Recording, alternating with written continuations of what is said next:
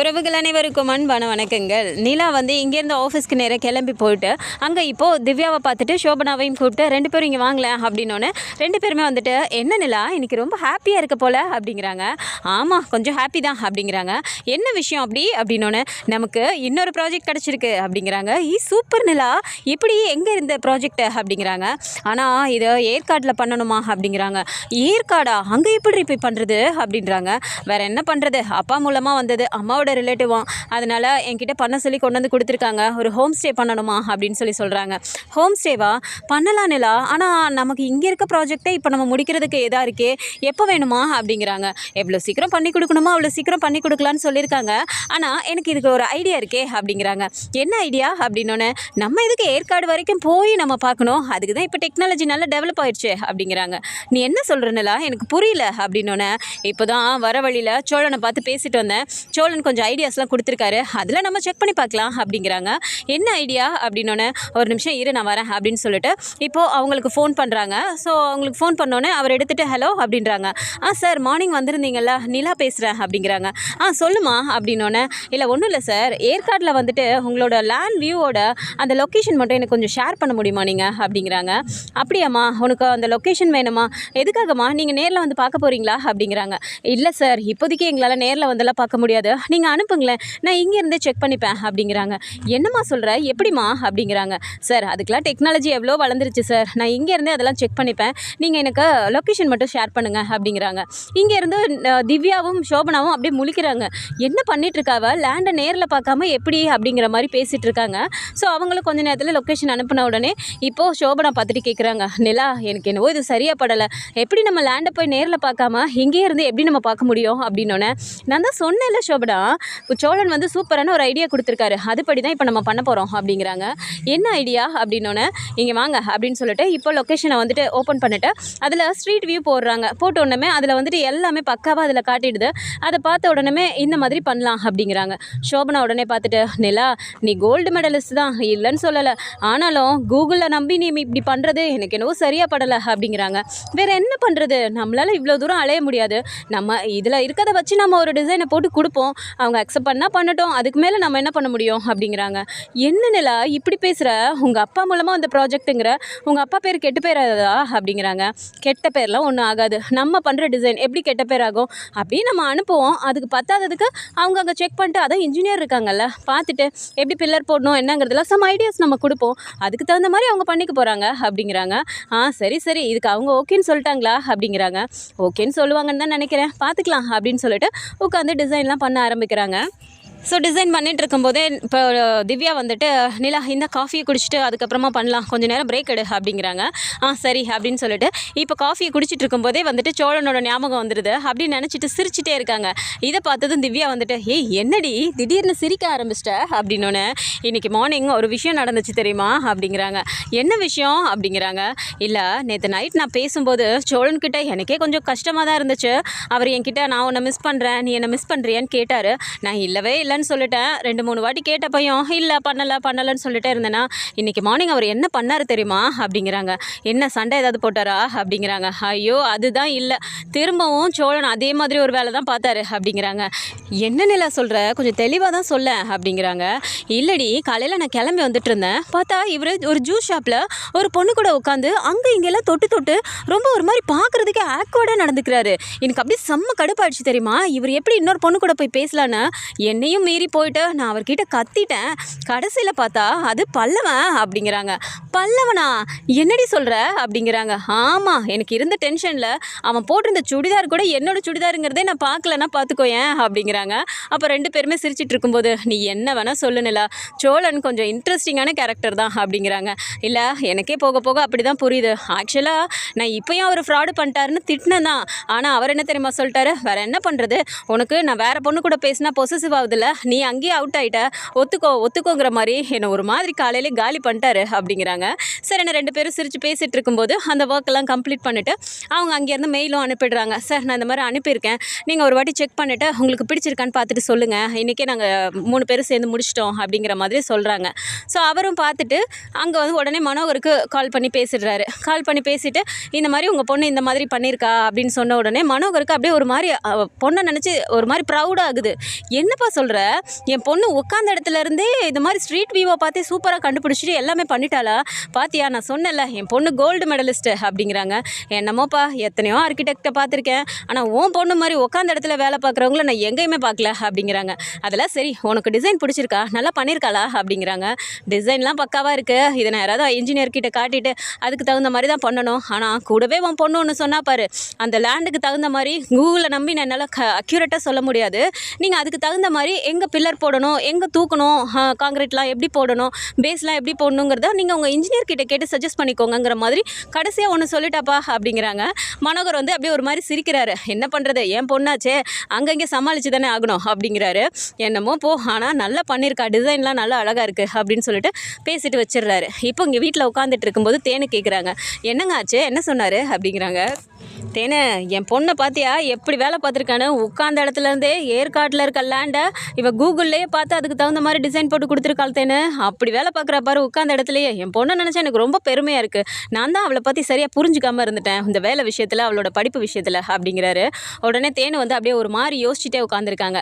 இதை பார்த்ததும், என்ன தேனு, நான் இவ்வளோ சந்தோஷமாக சொல்லிட்டு இருக்கேன், நீ என்ன இப்படி யோசிச்சுட்டு இருக்க அப்படிங்கிறாங்க. ஏங்க, உங்களுக்கு ஒரு விஷயம் புரியவே இல்லையா?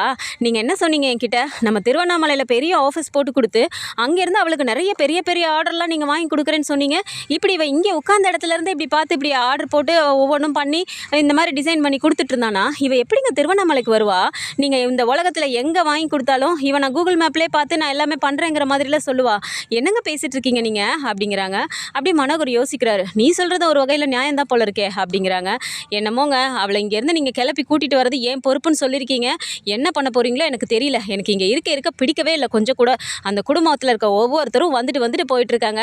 இன்னும் அந்த பெரிய மனுஷன் ஒரு ஆள் தான் வராமல் இருக்காரு, அவர் எந்த நேரத்தில் வரப்போகிறாரோ தெரியல அப்படின்னு சொல்லிட்டு இருக்காங்க.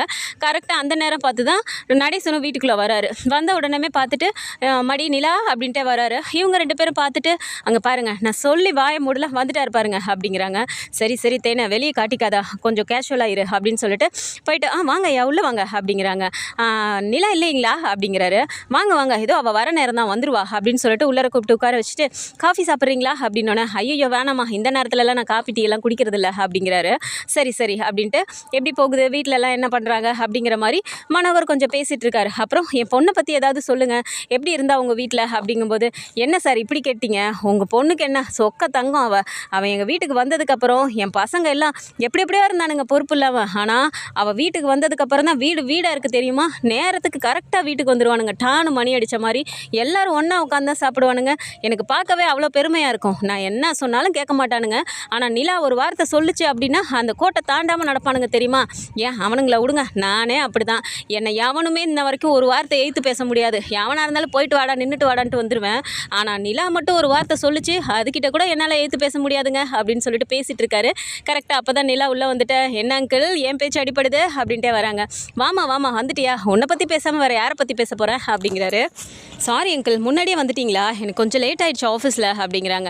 அதனால என்னம்மா, நீ ஆஃபீஸ்க்கு போகிறப்புல உனக்கு வேலை இருக்கும், எனக்கு என்ன வேலையாக வெட்டியா, அதோ ஒரு இது வந்துச்சு போய் அப்படியே லோடு இறக்கி விட்டு வந்தேனா, சரி அப்படியே உன்னை பார்த்துட்டு போகலான்னு சொல்லிட்டு தான் வந்தேன் அப்படிங்கிறாரு. பார்த்தேன், வெளியில் வண்டி நிற்கும் போது நான் கண்டுபிடிச்சிட்டேன் நீங்கள் வந்திருக்கீங்கன்னு அப்படிங்கிறாங்க. சரிம்மா அப்படின்ட்டு இப்போ உள்ளே உட்காந்துட்டு, அங்கிள் காஃபி சாப்பிட்றீங்களா அப்படிங்கிறாங்க. மடி அதெல்லாம் வேணாம்மா, உன் அம்மா அப்போவே கேட்டாங்க, நான் தான் வேணான்னு சொல்லிட்டேன் அப்படின்னோன்னு, என்ன அங்கிள் காஃபி சாப்பிட்லன்னா என்ன, வாங்க இப்போ நம்ம சாப்பாடு சாப்பிட்லாம் வாங்க அப்படிங்கிறாங்க. ஐயோ மடி, என்னை பற்றி உனக்கு தெரியாதா, இப்போல்லாம் எனக்கு எதுவும் வேணாமா அப்படிங்கிறாங்க. ஸ்நாக்ஸாவது எடுத்துகிட்டு வாமா, அங்கிளுக்கு ஸ்நாக்ஸ்னால் ரொம்ப பிடிக்கும் அப்படிங்கிறாங்க.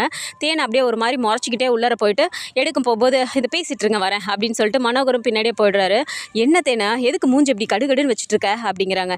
பின் என்னங்க, அந்த ஆளு வேணாங்கிறாரு, இவன் என்னடானா அதை எடுத்துகிட்டு வாமா இதை எடுத்துகிட்டு வாமான்னு உட்காந்து ஆர்டர் போட்டுட்ருக்கா, அந்த ஆளுக்கெல்லாம் செய்யணும்னு எனக்கு என்ன தலையெழுத்தா அப்படிங்கிறாங்க. இங்கே பாரு தேனை, நம்ம எப்படியாவது அவளை இங்கேருந்து கூட்டிகிட்டு போகணும். இப்படி ஒருத்த மாற்றி ஒருத்த வந்துக்கிட்டே தான் இருப்பானுங்க, இங்கே இருந்தால் நம்ம அதுக்கான வேலையை பார்க்கலாம். இப்போ முதல்ல அவர் அனுப்பி விட்ற வேலையை பார்க்கலாம், நீ எடுத்துகிட்டு வந்து கொடு அப்படிங்கிறாங்க.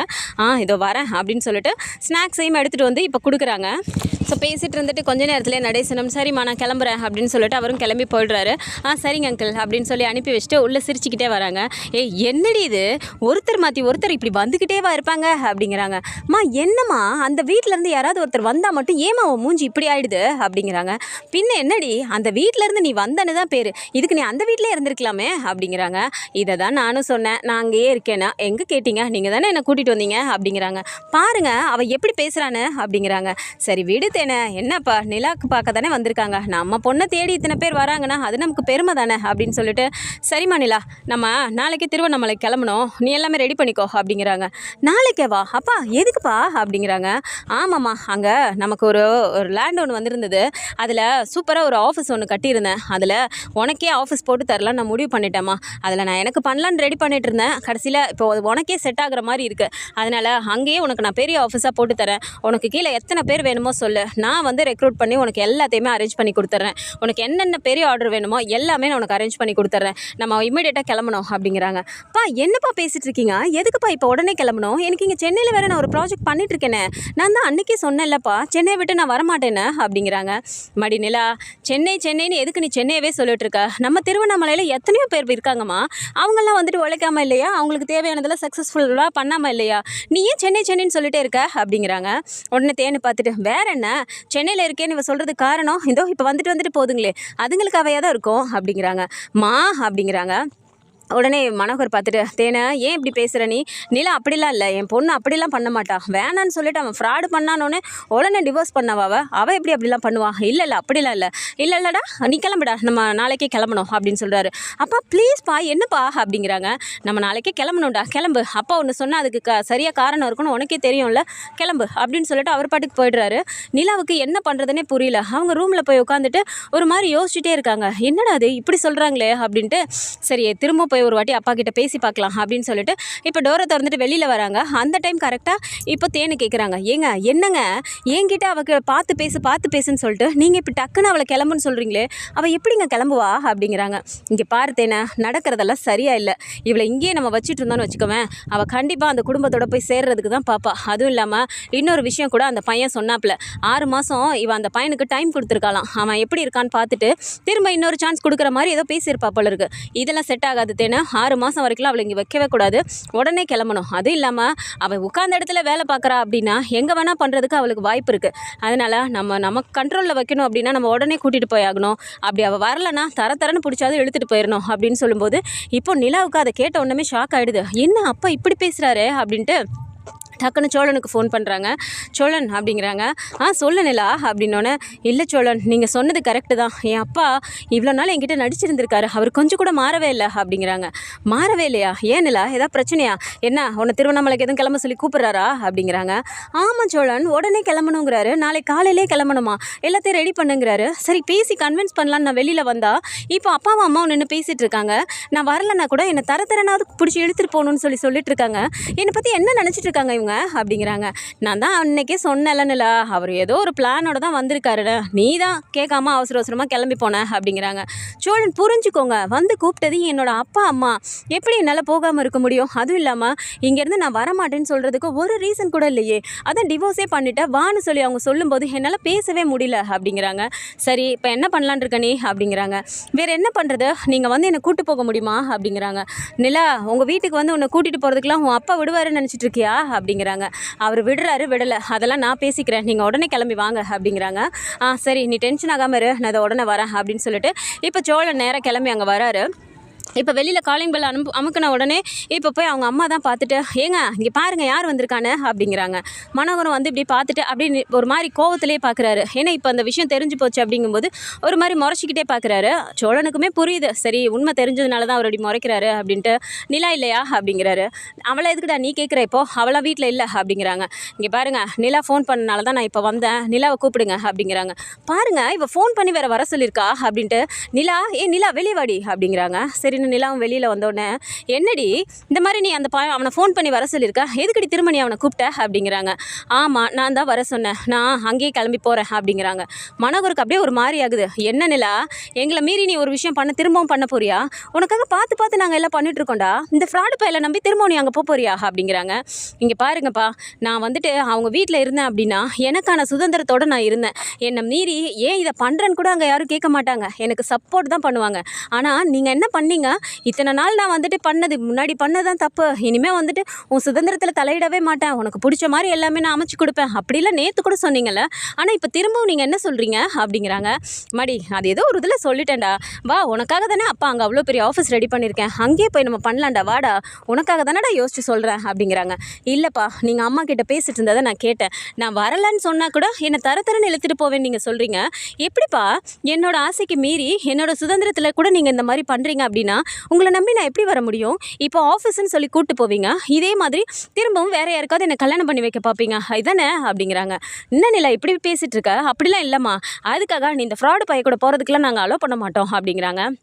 இங்கே பாருங்கப்பா, எனக்கு அங்கே இருக்கும்போது நிம்மதியாக இருக்குது, என்னை தங்கமாக பார்த்துக்கிறாங்க, என்னை வந்துட்டு ஒரு ராணி மாதிரி பார்த்துக்கிறாங்க அந்த வீட்டில். நான் ஒரு வார்த்தை சொன்னேன்னா யாருமே மீற மாட்டாங்க. ஏன் இதோ இப்போ அங்கிள் கூட வந்து சொன்னார்ல, அத்தனை ஆம்பளைங்க அந்த வீட்டில் இருந்தாலும் நான் சொல்கிற வார்த்தைக்கு மறுவாச்சே பேச மாட்டாங்க யாருமே. அப்படி இருக்கிற வீட்டில் எனக்கான சுதந்திரத்தோடு நான் ஃப்ரீயாக இருந்தேன். எனக்கு இருந்த ஒரே ஒரு பிரச்சனை, இதோ இவர் பொய் சொல்லிட்டாரு அப்படிங்கிறதான் மட்டுமே தவிர அந்த வீட்டில் எனக்கு எந்த பிரச்சனையும் இல்லை. ஆனால் நீங்கள் என்கிட்ட எல்லாமே இருக்குது அப்படின்னு சொல்லிட்டு எனக்கான சுதந்திரமே இல்லாமல் என்னை ஃப்ரீயாக ஒரு ஒர்க் பண்ண கூட விடாமல் நீங்கள் இப்படி என்னை போட்டு லாக் பண்ணுறீங்க, என்னால் இதுக்கு மேலே இருக்க முடியாதுப்பா அப்படிங்கிறாங்க. இங்கே பாருனலா, என்னை மீறி நீ இதை விட்டு வெளியே போயிடுவியா அப்படின்றாங்க. ஏன்பா என்ன இப்போ மிரட்டுறீங்களா நீங்கள்? நான் அங்கே தான் இருப்பேன், நான் கிளம்புறேன், நான் தான் சோழனை வர சொன்னேன் அப்படின்னு சொல்லிட்டு நேராக வாங்க சோழன் போகலாம் அப்படிங்கிறாங்க. ஏய் நிலா நில்லுடி, என்னடி நாங்கள் பாட்டு பேசிகிட்டு இருக்கோம், நீ பாட்டு போயிட்டே இருக்க அப்படிங்கிறாங்க. நான் ஏற்கனவே தெளிவாக சொல்லிட்டேன், என்னால் இதுக்கு மேலே உங்கள் கூட இருக்க முடியாது, போதும், உங்களோட இன்டென்ஷன் என்னங்கிறது எனக்கு தெளிவாக புரிஞ்சிருச்சு, நான் அங்கேயே இருந்துக்கிறேன் அப்படிங்கிறாங்க. இங்கே பாருடி, திரும்பவும் நீ அவனை கல்யாணம் பண்ணணும்னு நினச்ச உன் வாழ்க்கையை நீயவே அழிச்சிக்கிறேன்னு அர்த்தம்டி அப்படிங்கிறாங்க. நான் இப்போது என்னோடய வாழ்க்கைக்காக நான் அங்கே போகலை, என்னோடய ஒர்க் இருக்க, நான் அதை முடிக்கணும், அதுக்காக நான் அந்த வீட்டில் தான் இருப்பேன். ஏன்னா அந்த வீட்டில் எல்லோரும் நல்லா தான் பார்த்துக்கிறாங்க, தேவையில்லாமல் நீங்கள் வந்து என்னை சுதந்திரத்தை தலையிடாமல் இருந்தால் போதும் அப்படின்னு சொல்லிட்டு விறுவிறுன்னு இங்கேருந்து கிளம்பி வந்துடுறாங்க. ஸோ சோழனுக்கு அந்த இடத்துல ரொம்பவுமே பெருமையாக இருக்குது, அப்பா அம்மாவே விட்டுட்டு இப்போ நம்ம கூட வர அப்படின்னா நம்ம எந்த அளவுக்கு பார்த்துக்கணும் அப்படிங்கிற மாதிரி அவருக்கு ஒரு மனசில் தோணுது. ஸோ இந்த மாதிரியான கதைக்கெல்லாம் வந்தால் நல்லா இருக்கும்னு நினச்சிங்கன்னா மறக்காமல் நம்மளோட சேனலை சப்ஸ்கிரைப் பண்ணிக்கோங்க. அண்ட் வீடியோ பிடிச்சிருக்கு அப்படின்னா சின்னதை லைக்கை மட்டும் கொடுத்துருங்க. தேங்க்ஸ் ஃபார் வாட்சிங்.